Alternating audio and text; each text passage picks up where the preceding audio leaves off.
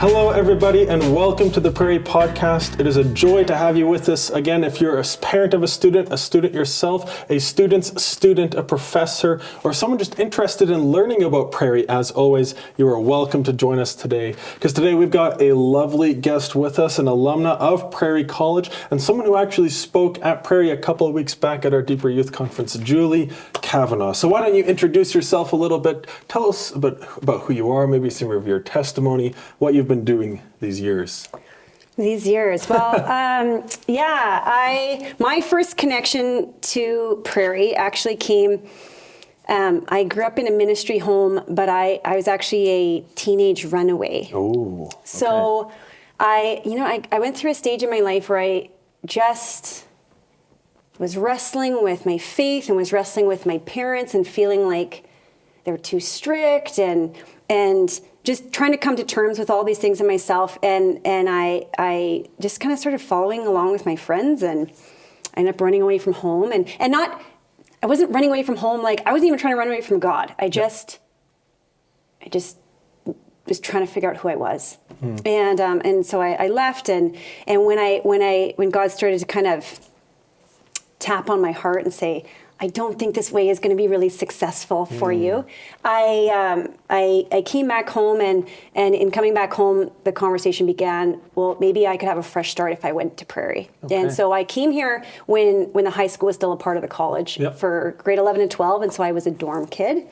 And it was, some people hated boarding school. I loved boarding school. Really? It was like God gave me a fresh start. And I remember very clearly thinking, I could either come here to boarding school and just, do my own thing and not really have to see my parents and rebuild that relationship, or I could start my foundation properly and re-engage with my parents and really kind of heal that broken relationship. And so it was hard work and a lot of years of effort, but we have a wonderful relationship today, and God just done so much in my family through that process. So when after I went to high school, then I kind of wasn't totally sure what I was going to do, and I thought, well, I might as well stick around and take a couple classes since I'm here. May as well.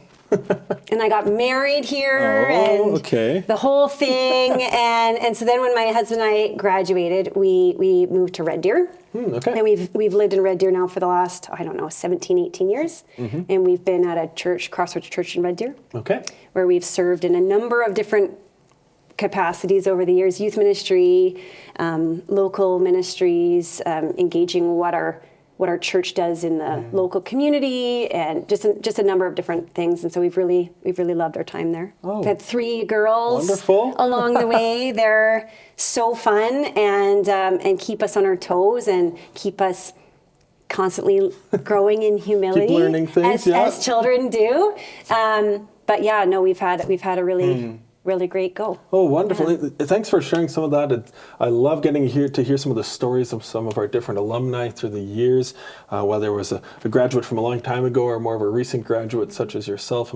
17 years, maybe that isn't so recent, but you're getting close. And thank you for coming back here and sharing on our podcast. I'm curious, we're going to bring you back to your Prairie time. I want you to think through your mind.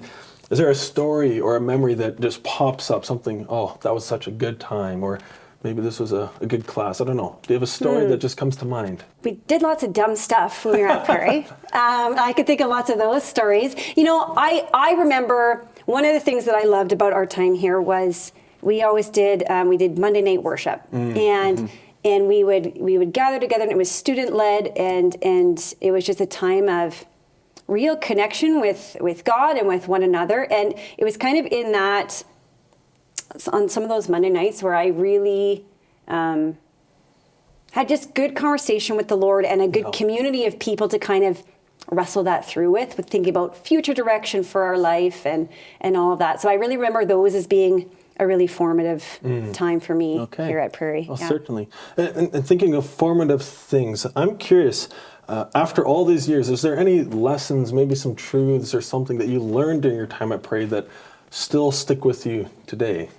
There's probably lots. I think what comes to my mind right away is not something that was learned in a classroom. It's something that there was a professor here who, for whatever reason, he took an interest in my husband and I. And him and his wife would invite us into their home. And they would cook us a meal, and they played games with us, and they just showed us the hospitality of Christ. Yeah. And when you're a student who's away from home and you don't have any family around, that's just really significant to know you have a place where you can go. And it wasn't part of their job. It was just something that they chose to do and modeled for us. And I don't know if we ever really thought about it so much, but when we moved to Red Deer, we kind of said to ourselves, that's what we want to be like. We want to be the sort of people who don't just do ministry because we're paid to do ministry. We want it to be our life, and that our home is a place where people can come and gather and be known around a table. And so I would say that's been something that has really marked our whole life and our journey together as a couple, and in a way we really want to choose to live our life. So. And I think living by example, as you say, it's one of those powerful, motivators for you to do so down later on in your life. If you just learn something or read something, it doesn't always just come to mind, but when you see someone else put it into action, it inspires you to put it into action. Even as a professor, I think I've seen it myself too in recent years. Professors and the way they show hospitality almost speaks a lot more than sometimes the classroom. Yeah. And speaks to the character of Christ in a lot of ways. So thank you for sharing that. Okay, so thinking about the Deeper Youth Conference, which we held a couple weeks back, and you were our speaker, I'm curious if you remember at all. Could you recap for us a bit what you talked about with the students? Yeah, the theme of the weekend was set apart, and we were landing it from 1 Peter chapter 2, and that passage really is all about God has chosen us, and he's called us to be his, so what are we going to do about it? And I think it's a really important theme for anyone today, but especially for students, because so much of the push in our culture today is you define yourself. You determine who you are. You set the trajectory for your life. You create how other people want to see you. That's the best way to a happy life. And I think in the passage in 1 Peter, it's just so clearly saying, actually, to be a Christian means no, you don't. To be a Christian means you get your marching orders from the Lord and you line yourself up to him, because he's the cornerstone. And that's the only way that your foundation is going to be secure. And I think, teenage years are hard years. They're years where you want to people please. And there are years where friendship really matters to you. And I think if our kids are going to be able to really hold on to their faith, they're going to need some moments in their life where they actually come to say, wait, I know God's chosen me. Am I really going to choose him? Am I really going to put him first? So yeah, it was a good weekend. It's always good. It's always a good opportunity to be able to be with students. So, and we were blessed to have you share with us, and that lesson that we're talking about here is not only a lesson for teenagers, but it's actually applicable to all of us within our context and our culture, because even I myself want to choose who I am. Yeah. And sometimes it's frustrating to let someone else lead you and guide you, but that's what the call is to trust God, that he is going to build us into who he's designed us to be. He's chosen us. And that's a good thing. Are we going to choose him? Yeah. What a great lesson. Thank you once again for coming out to that conference. It was lovely having you. Okay, thinking about yourself now, is there anything that God has been teaching you, maybe you and your husband or your family or something yourself God has been leading you in lately? That's a big question. You can share multiple things. I think the lesson God has been teaching me specifically lately is it's almost, there's a passage in the Bible where Peter comes to Jesus and he's like, Jesus, what about John? What's going to happen with John? And Jesus is like, don't worry about John, right? His story is not your story. And I think this season of my life has been a season of, asking God, well, why do I have to learn the lesson this way?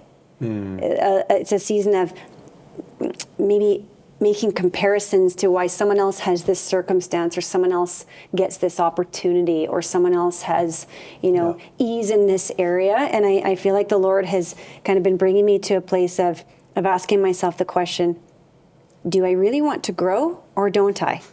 And if I really want to grow, am I willing for God to have to choose this path for me in order to grow? Because the path I'm going to need to grow is not going to look the same as the path someone else needs to grow on. And so if I really want to grow, I need to not compare and not, say why them or why me or why this or that, and actually say, okay, I can walk forward in this step. So I think I would say that is kind of the lesson from the Lord in this season of my life is making the daily choice of saying, who am I going to be satisfied? Am I going to be thankful? When I'm old and gray, of saying, yes, God, I see why you had me doing all those things. When you look back, it's easy to be like, oh, I can see why God closed that door or made this turn in my life. Sometimes when you're in it, we just want to look at other people and be like, what? Why did they get? Why did they get this? Why did they get this? Right? So I'm grateful for this season of having that kind of just reminder in my life. I'd love it if it doesn't last long. We'll see how long I need to learn the lesson. And I think it's okay to be honest too. I remember I was listening to a sermon a couple weeks back, maybe a few months back, and he was sharing from, it's a completely different topic, but I guess to the same point of Paul talking about the thorn in his flesh and recognizing he was actually honest with God. He asked God 3 times to remove it. He didn't want it. He didn't want that past, but God was able and allowed to say no. But God knew what was best for him in a sense. God knows what's best for us. We can be honest with him. There's no denying that, but there's also a point you kind of be content with the path that God's put you on too. But it requires a lot of trust and faith that he is bringing you down a path that's good. So in summary of everything that we've talked about here, talking about some of the deeper youth conference, what you've been up to in Red Deer and how God has been leading you. It's been a pleasure having you on this podcast, and I hope our listeners have been blessed as well. Thank you so much, Julie, for coming on the podcast. For all of you out there, if you know someone that you would love to have on the podcast, feel free to send an email to alumni@prairie.edu or marketing@prairie.edu. If you want to learn about our college, learn about what we offer, you can check out our website, which is www.prairie.edu. Thank you so much for joining us today. Make sure to follow us on Instagram and Facebook. And remember, GCC is coming up, so stay tuned for that. Thank you so much, Julie. It was a pleasure. Thank you.